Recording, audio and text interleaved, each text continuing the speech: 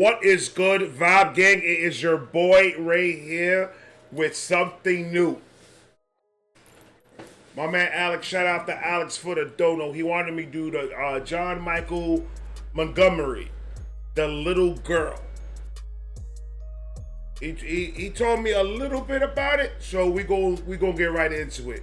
This is my first time listening to John Michael Montgomery. I'm gonna get it. Give me a second. So I love listening to new music from new artists because it's just building up my catalog bigger and bigger. So I love these things. Like, comment, subscribe, do all of that. Federico. Thank you, sir. John Michael Montgomery. Sir, it is on you.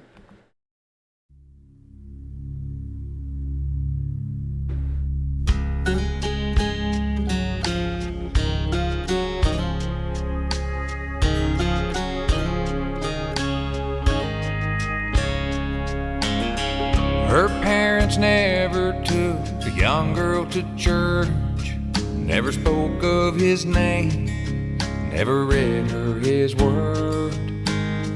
Two non-believers walking lost in this world took their baby with them. What a sad little girl. Her daddy drank all day and mommy did drugs, never wanted to play or give kisses and hugs. All right, so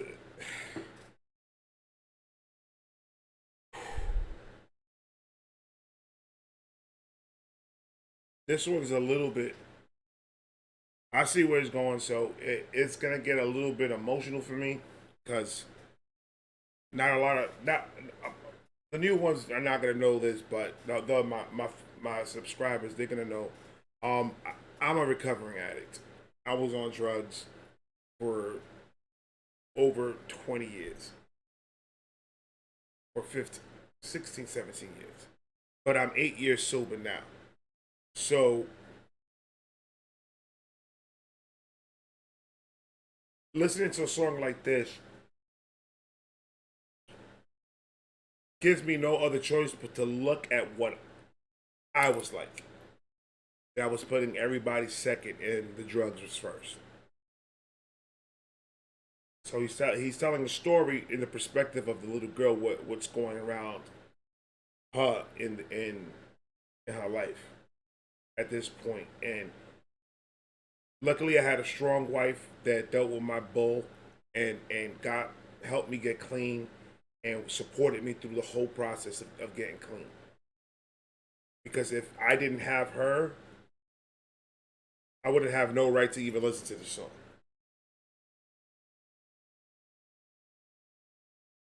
But it helps to reflect on how you was to help you not be that way again.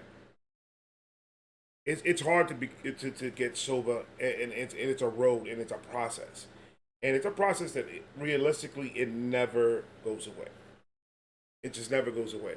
But if if anything else, you have to understand that you're hurting your kids around you. These kids are seeing everything you do and say, whether you think they heard you or not, whether they think you think they saw you or not. They see everything. They hear everything. That is going to affect them in their mental, in their day to day.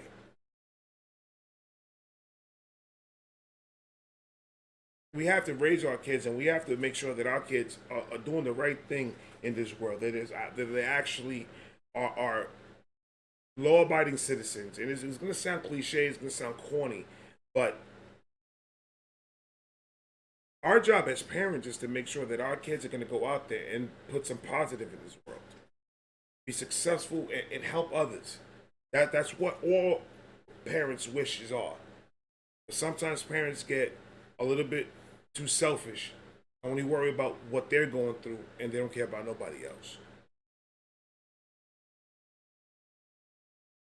I could see it in the drug addict's point of view because the drug addict I was when I am an addict, and I know the mentality.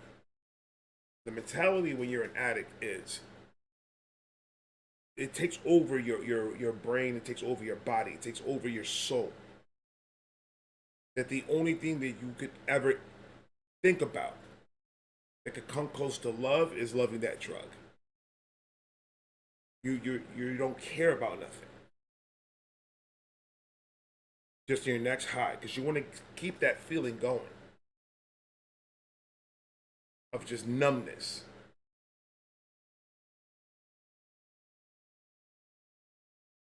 Help is all over the place. We have multiple ways of getting in contact with multiple people to help us out. The most difficult part of getting sober is taking that first step. That's the most difficult part. But once that step is taken and everything's in motion, that happiness that you're looking for, that clarity that you were looking for, everything that you were looking for, chasing down that drug, is going to be in the end of that. We got to get away from it. I had to move away from the area that we pretty much met in and I was living in. I had to change everything. I had to make a lot of sacrifices in my life in order for me to get clean for me and my family. I understood that. But I was not understanding that until I took my first step to get sober. Man, I'm telling you. To play or give kisses and hugs. She'd watch the TV and sit there on the couch while her mom fell asleep and her daddy went out. And the drinking and the fighting just got worse every night. Behind their couch she'd be hiding. Oh, what a sad little life.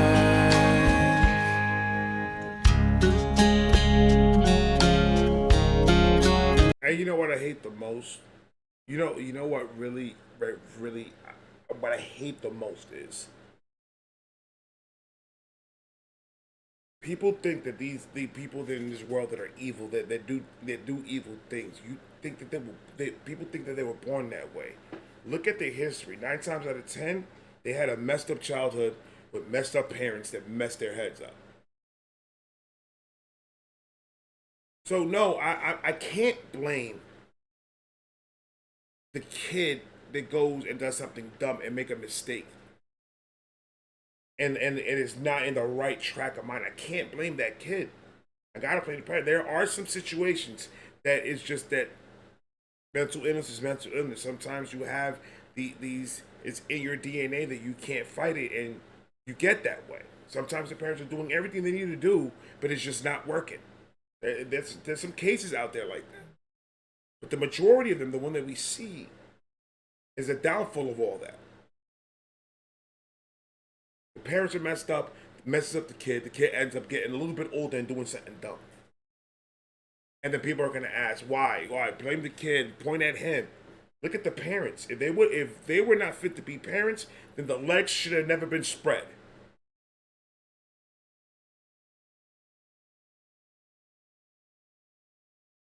There's multiple things that you could have done. Put the kid up for adoption until you got your stuff together. Give it to a family member that is going to take care of the kid better than you can. Give the kid a chance. Give a child a chance to grow up and live a normal life. We don't think about that when we're having our fun and getting drunk and getting high and all that stuff. We're not thinking about none of that. Oh, he'll be fine. He's good. Or she's good. Don't worry about her. She's fine. And then years pass by, and then you're older, and then you see your child doing all types of crazy stuff as a grown adult. And then you're asking questions, why?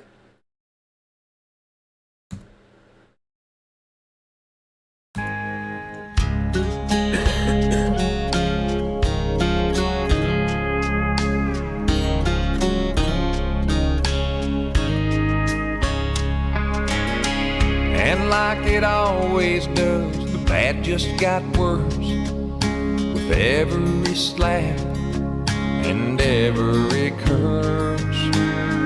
Until her daddy in a drunk rage one night used a gun on her mom and then took his life. And some people from the city took the girl far away to a new mom and a new dad, kisses and hugs every day. I like that. I like that. I definitely like that so much. The way the story just changed right now. Now she's in a foster home with a new mother and a new father, hugs and kisses every day, showing the affection, showing the love. You see, the little girl is so young that she still has a chance. No matter what she went through, no matter what she witnessed and what she saw, it doesn't matter. Her brain is still molding. Her brain is still absorbing what's around her. Put her in a positive environment long enough, it's gonna overlap all that stuff. But the problem with that is people want to bury the old life. People want to bury that. They don't want to talk about it. They don't want to think about it. Eventually, you're gonna bury it so deep in your brain that it's still affecting you in a way and you're not gonna understand why. That's why it's good when a child is in this situation right now. Like right now, she went from that situation. Her dad shot the mom, and then shot himself. Put her to a foster care. Got into a home with two loving people. You need to take to a therapy. Somebody that you guys could trust. Somebody. Don't go for the first person. Go and try different people until you guys feel comfortable who you have talking with your kid. If you trust this person, build a rapport with that psychiatrist, learn everything about that person so you can really build a relationship with them to trust them enough to help your child. Don't let it get buried in the back because in the future, it still will affect them in a way. Start making the process, getting the help that they need to get. Don't let them forget what happened because it happened. Let them start the process early to start dealing with that. And then after that, when they're an adult, they know what happened. My mother, my father did this and that. That was a sign of God that happened to put me in a position where I have now loving parents. God works in mysterious ways sometimes. And sometimes you have to go through hell in order to get his gift.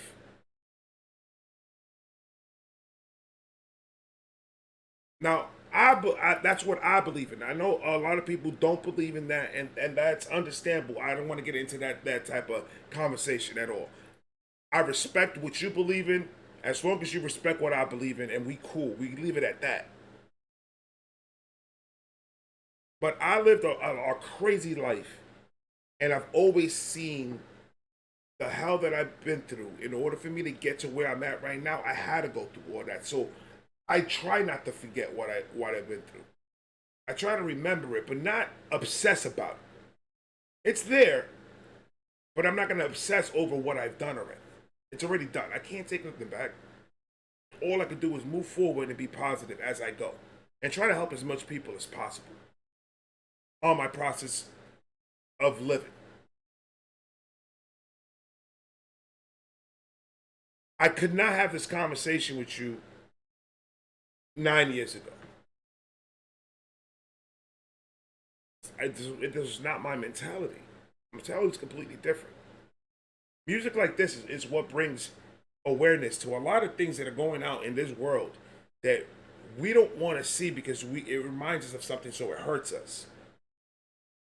Well, this is the type of content that you need to dive into and understand it in order to respect it. Clarity of his voice, the story that he's telling, the way he's doing it. the vehiculars that he's got. Everything flows together and it's painting a picture for you to open your eyes a little bit more. I love it. Kisses and hugs every day.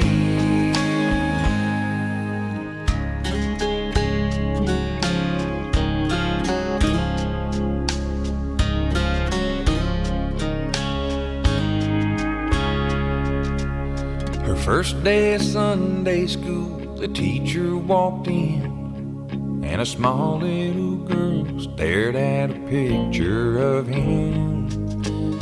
She said, I know that man up there on that cross. I don't know his name, but I know he got off. 'Cause he I've seen a picture of that man. And the one on the cross. He died on the cross, but I know he got off. You know, Jesus died for our sins. He died and resurrected. And listen, that right there paints you a picture of how that child was thinking at that moment. Everything is new to her. Everything around the surroundings is new. Everything is new. It's all positive. But that phrase, I know who that man is, and I know he died on the cross, and I know he got off. That right there is showing that she had some type of influence, but no one told her the full story. No one embedded it in her head who he is and what he did for her. This whole entire story from beginning to end, it's like a mini movie. That it's just, I got goosebumps throughout the whole entire thing. The whole entire thing, I got goosebumps. but I know he got off. 'Cause he was there in my old house and held me close to his side as I hid there behind our couch the night that my parents died.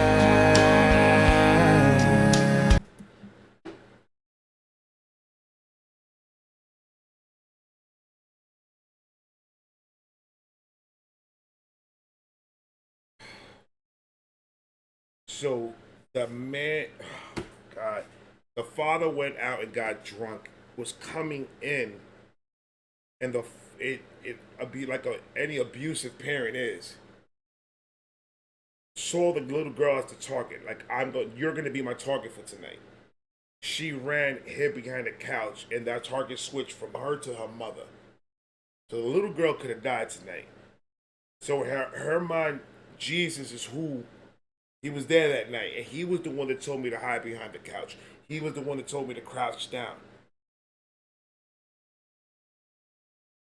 You see how it all worked out? God. Something told her, go behind the couch. She could have hid anywhere in that room, in the house. She decided to hide behind that couch. And then that's what the situation happened, that they died. And, oh my God. Yo, man, this is Alex. I'm gonna tell you something, brother. You never fail. When you give me something to react to, man, it never fails with you, bro. It's always something different. It's always something unique. John Michael Montgomery is gonna be part of this channel no matter what. I'm loving the storytelling. I'm loving everything about this. Not that my parents died.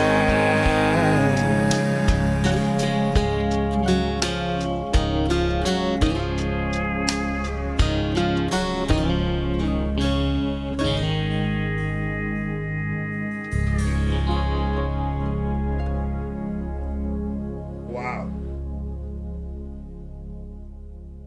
Wow. That's even more. That's even more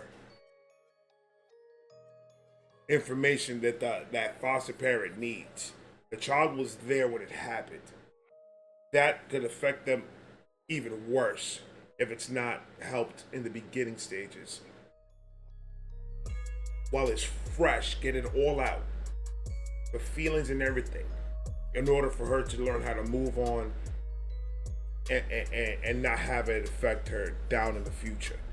That right there, man, Alex, I appreciate you for this one. This one was it. I'm loving it, man. Like, comment, subscribe. Put the next John Michael Montgomery down below, and I will put it on the list, and we'll get to it. I love all of you guys. Stay positive. I can't do this without you, and I love you for it. I'll talk to you guys later. Peace.